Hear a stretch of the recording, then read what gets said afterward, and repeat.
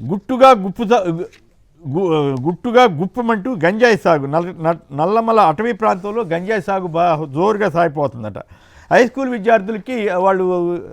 విద్యార్థులు కౌన్సిలింగ్ ఇస్తున్నారు, అంతవరకు మంచిదే. కానీ ఎట్లా సప్లై అవుతా ఉంది ఏమిటి? విశాఖపట్నంలో మళ్ళీ డ్రగ్స్ కలకలం అంట. ఇంకా అనేక చోట్ల రోజు గంజాయి వార్తలు వస్తూనే ఉన్నాయి. మరోవైపు అనంతపురంలో జడ్పీటీసీ సభ్యుడు బోగతి ప్రతాప్ రెడ్డిపై హత్యాయత్నం. గత వారం రోజులుగా మన సోషల్ మీడియాలో చూస్తే భూ కబ్జాల మీద మొత్తుకుంటూ జనం వీడియోల ముందు మాట్లాడుతున్నారు, మీడియా ముందు మాట్లాడుతున్నారు, సొంత సెల్ఫీ వీడియోలు తీసి చెబుతున్నారు. అలాగే గ్రూపులు తగాయిదాలంట. అక్కడ ఎమ్మెల్యేకి ఎక్స్ఎమ్మెల్యే టీడీపీలోనే ఎమ్మెల్యేకి ఎక్స్ఎమ్మెల్యే ప్రభాకర్ చౌదరి గారికి మధ్య గొడవలంట, ఫ్లెక్సీల మీద తగాయిదంట, అదొక గొడవ అంట. సో ఇంకోటి 78 గంటలైనా నా భర్త జాడలేదు, 2 కానిస్టేబుల్ తీసుకెళ్లారని తెలిసింది. టీడీపీ వాళ్ళు మా స్వగ్రామం నిమ్మాడకు రానివ్వడం లేదు. అత్తయ్యకు పింఛను, మామయ్యకు రేషన్ కార్డు తీసేశారు. మా చుట్టాలంతా బయటికి వెళ్ళి బతుకుతున్నారు. ఆయనకు ప్రాణహాని ఉంది. నిమ్మాడకు చెందిన కింజారపు అప్పన్న భార్య ఎస్పీకి ఫిర్యాదు చేశారట. నిమ్మాడంటే అచ్చెన్నాయుడు గారు, రామ్మోహన్ నాయుడు గారు సొంత కేంద్ర మంత్రులు, రాష్ట్ర మంత్రుల సొంత గ్రామంలో పరిస్థితి ఈ రకంగా ఉంది. సో వీటన్నిటి మీద మీ కామెంట్ ఏమిటి మురళి గారు? సార్, ఒక విషయాన్ని ఇక్కడ స్పష్టంగా మనం అనుకోవాలి. డ్రగ్గు గంజాయి అనేది గంజాయి, నార్కోటిక్స్, కొకైన్, ఇంకొక రకరకాల పేర్లతో రాష్ట్రంలో తారాస్థాయికి చేరిపోయింది. ఇది మనం చెప్పడం కాదు, స్వయంగా జైళ్ల శాఖ సూపరింటెండెంట్ విశాఖపట్నం ఆయన చెప్పింది ఏమంటే, మా ఇది రాష్ట్రంలో డ్రగ్ వ్యవహార కేసులు ఏవైనా నేరుగా విశాఖపట్నానికి పంపిస్తున్నారు, అక్కడి నుంచే డీల్ చేస్తున్నారు. 940 సామర్థ్యం ఈరోజు విశాఖ జిల్లా జైలు సామర్థ్యం. 1100 కేసులు డ్రగ్ రిలేటెడ్ లేదా వీటికి ఉన్నటువంటి కేసులు ఉన్నాయి. 533 కేసుల్లో 1100 మందిని అక్కడ నిందితులుగా ఉంటున్నటువంటి, శిక్ష అనుభవిస్తున్నటువంటి వాళ్ళు, ట్రయల్స్ లో ఉన్నటువంటి వాళ్ళు, రకరకాల రూపేణ. అంటే 940 సామర్థ్యం ఉండే తోట 1100 మంది ఉన్నారు. వీళ్ళు కాకుండా ఇంకొక 400 మంది ఇతర ఖైదీలు ఉన్నారు. ఇది మనం చెప్పడం కాదు, జైలు శాఖ సూపరింటెండెంట్, అక్కడ ఉన్నటువంటి ఆయన జైలు సూపరింటెండెంటే ప్రకటించినటువంటి లెక్కలు ఇవన్నీ కూడా. ఇది ఈ రోజు ఉన్నటువంటి పరిస్థితి. చంద్రబాబు నాయుడు గారు ఏమని చెప్పారు, ఆయన ముఖ్యమంత్రి హోదాలో చెప్పింది ఏమనంటే, ఇది 1,60,000 కిలోల గంజాయిని ఒక్క అనకాపల్లి కేంద్రంగా వాటిని ధ్వంసం చేశారు. ఉత్తరాంధ్ర ప్రాంతంలో 10,000 ఎకరాల్లో సాగు అవుతుంటే దాన్ని ధ్వంసం చేశాము. మేము ఈగల్ టీం అని పెట్టాము, దానికి డిఐజీ గోపీనాథ్ గారు అక్కడి నుంచి దాన్ని ఆపరేట్ చేస్తున్నారు. ఇంకొక ఐపీఎస్ ఆఫీసరు రవికృష్ణ గారు దీన్ని మొత్తం నడుపుతున్నారు అని చెప్పి చాలా, అసలు రాష్ట్రంలో ఎక్కడా కూడా మద్యం, ఇది మాదక ద్రవ్యాలు, గంజాయి ఇట్లాంటి వీటిని నియంత్రించడం కోసం అన్ని రకాల ప్రయత్నాలు చేస్తున్నాం, అద్భుతాలు మేము చేస్తున్నాం అని చెప్పి పదే పదే హోంమంత్రి గారు, ముఖ్యమంత్రి గారు లేదా మంత్రులు ఎవరికి అవకాశం దొరికితే వాళ్ళంతా కూడా చెప్తున్నారు. కానీ వాస్తవం ఏంది, మీరు చూడండి, ఏ జిల్లా పేజీ అయినా చూడండి, ప్రతిరోజు వారంలో 4-5 రోజులు గంజాయి ఇక్కడ దొరికింది, అక్కడ దొరికింది, టాబ్లెట్ రూపంలో ఉంది, లేదా చాక్లెట్ల రూపంలో ఉంది.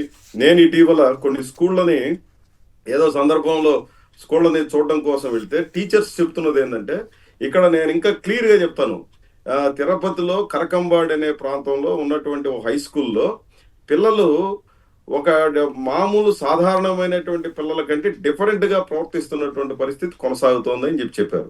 ఏమి ప్రత్యేకంగా వాళ్ళు అట్లా కనపడడానికంటే, మామూలు వాళ్ళు హుషారుగా ఆటలాడుకుంటూ లేదా సమాధానం చెప్తూ ఉండడం అనేది చూస్తూ ఉంటాము, లేదా చురుగ్గా ఉంటారు పిల్లలు.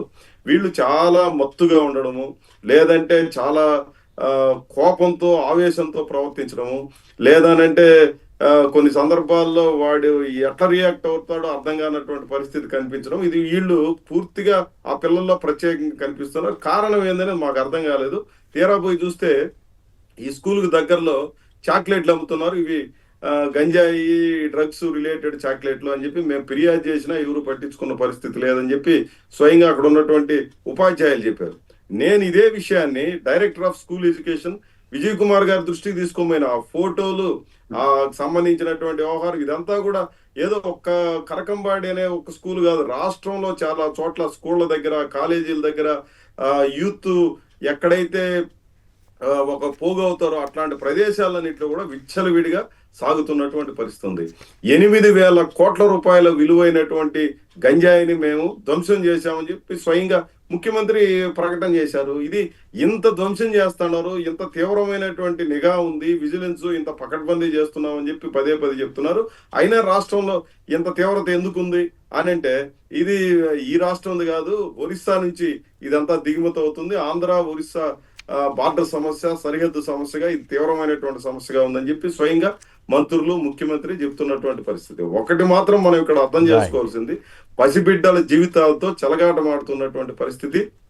భావి భారతాన్ని ఈరోజు అదేదో మత్తులోకి జోకొట్టేటువంటి పద్ధతిలోకి తీసుకునేటువంటి పరిస్థితి ఉంది. ఈ ప్రభుత్వం ఏమాత్రం చర్యలు తీసుకునే దాంట్లో చాలా శశబిషలతో ఉన్నటువంటి పరిస్థితి. నేను ఎందుకు ఈ మాట అంటున్నానంటే, నెల్లూరులో మా పార్టీ కార్యకర్త నాయకుడుగా ఉన్నటువంటి పెంచలేని అత్యంత అమానుషంగా అక్కడ ఉన్నటువంటి డ్రగ్ మాఫియా దారుణంగా హత్య చేసింది వాళ్ళ బిడ్డల ఎదురుగా. హోంమంత్రి ఎందుకు పోయి విజిట్ చేయదండి? ఈ ముఖ్యమంత్రి ఎందుకు మాట్లాడు? ప్రతి చిన్నదానికి మేము ఎంత చేశాము అంత చేశామని చెప్పి మంత్రులు, ఎమ్మెల్యేలు వీళ్ళంతా హడావుడి చేసి ఈ రోజు దాకా సందర్శన చేయలేదు హోంమంత్రి. దాని మీద మాట్లాడరు. ముఖ్యమంత్రి మాట్లాడు అంటే ఎందుకు అంటే, మా పార్టీ కార్యకర్త చచ్చిపోతే మీ పోనీ ప్రతిపక్షాలకు సంబంధించిన వాడు చచ్చిపోతే అంటే మీ పార్టీ కార్యకర్త కాదండి ఆయన, గంజాయి వ్యతిరేక ఉద్యమకారుడు. ఆయన అభినందించాలి, అంత ఉద్యమం చేస్తున్నందుకు. సామాజిక కార్యకర్త గంజాయికి వ్యతిరేకంగా చాలా పెద్ద ఎత్తున చేస్తున్నాడు. అట్లాంటి కుటుంబాన్ని ఆదుకోవాల్సినటువంటి వాడు హోంమంత్రి పోదు. మా పార్టీ రాష్ట్ర కార్యదర్శి, మా పార్టీ నాయకులు 10 సార్లు ఈ ముఖ్యమంత్రిని అడుగుతారు అపాయింట్మెంట్ కోసము. ఈ రోజు దాకా అపాయింట్మెంట్ కూడా ఇవ్వడం లేదు. ఇది ఈ రోజు గంజాయి మాఫియా పట్ల ఈ ప్రభుత్వానికి ఉన్నటువంటి చిత్తశుద్ధి.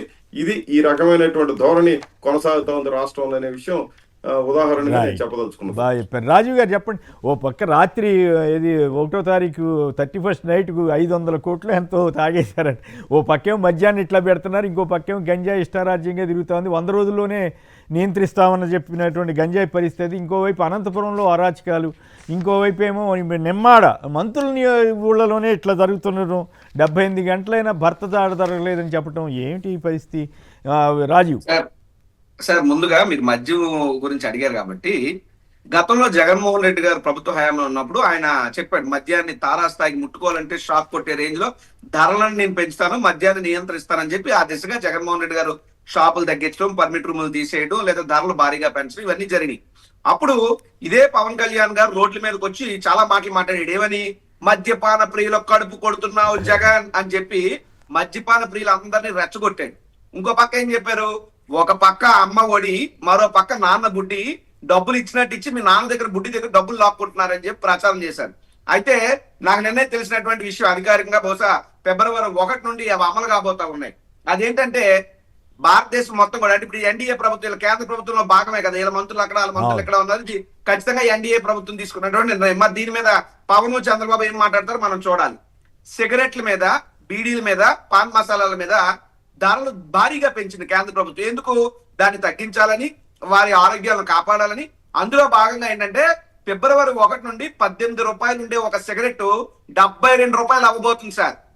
అంటే ఇప్పుడు మరి రాష్ట్ర ప్రభుత్వం కూడా సిగరెట్ ప్రియుల కడుపు కొడుతుందా?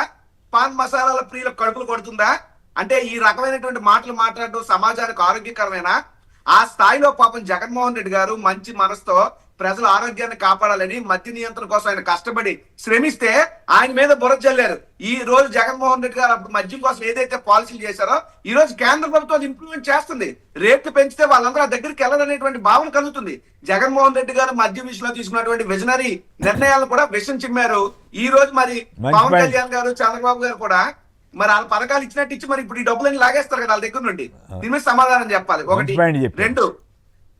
రెండు పవన్ కళ్యాణ్ గారు పిఠాపురం కాన్స్టిట్యున్సీ గురించి ఆయన మీద ఓడిపోయినటువంటి మా పార్టీ సమన్వయకర్త గారు వంగా గీత గారు ప్రతిరోజు కాన్స్టిట్యున్సీలో ఉంటారు, ప్రతిరోజు కాన్స్టిట్యున్సీలో తిరుగుతారు. కానీ గెలిచినటువంటి ఎమ్మెల్యే మాత్రం, గెలిచిన మంత్రి అయినటువంటి వ్యక్తి మాత్రం ఏ రోజు ఎప్పుడు నియోజకవర్గానికి రాడు, వచ్చిన సుడిగాల పర్యటనలో వెళ్ళిపోతాడు. ఏ రోజు పిఠాపురం ప్రాంత నియోజకవర్గ ప్రజల కష్టాలను కానీ, నష్టాలను కానీ, ఇబ్బందులు కానీ పట్టించుకున్న పాపాన్ని ఎక్కడ పవన్ కళ్యాణ్ గారు వెళ్ళలేదు. ఈవెన్ ఆయనకు సపోర్ట్ చేసినటువంటి వర్మ గారికి ఇబ్బందులు కలుగుతున్నా కూడా పట్టించుకోలేదు. సొంత నియోజకవర్గాన్ని పట్టించుకున్నటువంటి పవన్ కళ్యాణ్ గారు రాష్ట్రంలో పట్టించుకుంటారు, పనిచేస్తారంటే అది మన అత్యాశ అవుతుందని చెప్పి నేను అనుకుంటున్నాను సార్. రైట్.